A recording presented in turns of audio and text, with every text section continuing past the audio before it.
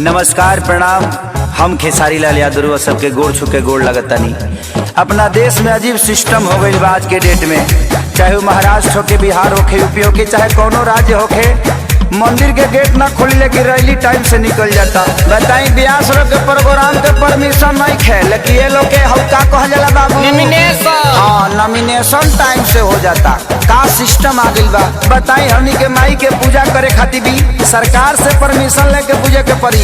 अब बताई कि खिसियाई कि ना खिसियाई करे ब्यास देवी की तो पंडाल ने खस लागे दे तो खिसियाई ना होई है कन्फ्यूज माई देखी के इंदरा संग मोतिया बमराइल जे बैठल प्रशासन तभी मैया जिंदाबाद जिंदाबाद जिंदाबाद होई है कन्फ्यूज माई देखी के इंदरा संग मोतिया बमराइल जे बैठल प्रशासन जब नहीं खे परमिशन माई के आसन के तो कैसे छूट मिलल बा नेता लोग के भाषण के, कैसे छूट मिलल बा नेता लोग के भाषण के।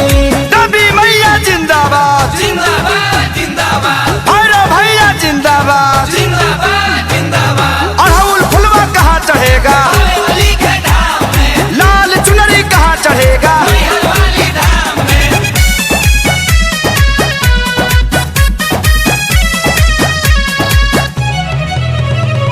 रैली में भरल लोगवा से कोना कोना पूजा में जुटबो तो हो जाई कोरोना।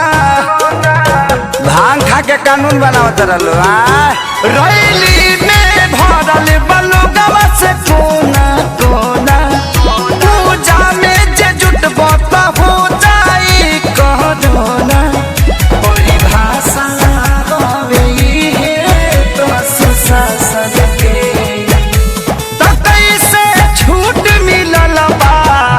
नेता लोग के भाषण के, कैसे छूट मिलल बा नेता लोग के भाषण के।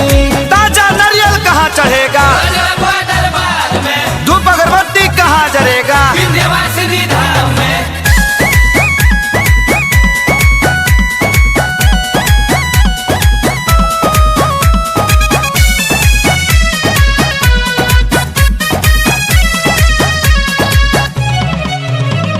सोनू विकास बाना से पलो गवाला गल यादव राज कुंदन सरकारी भइल बा पागल।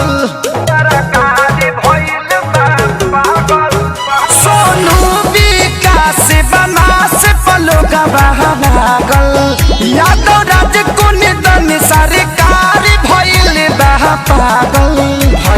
दुनिया बाके सारी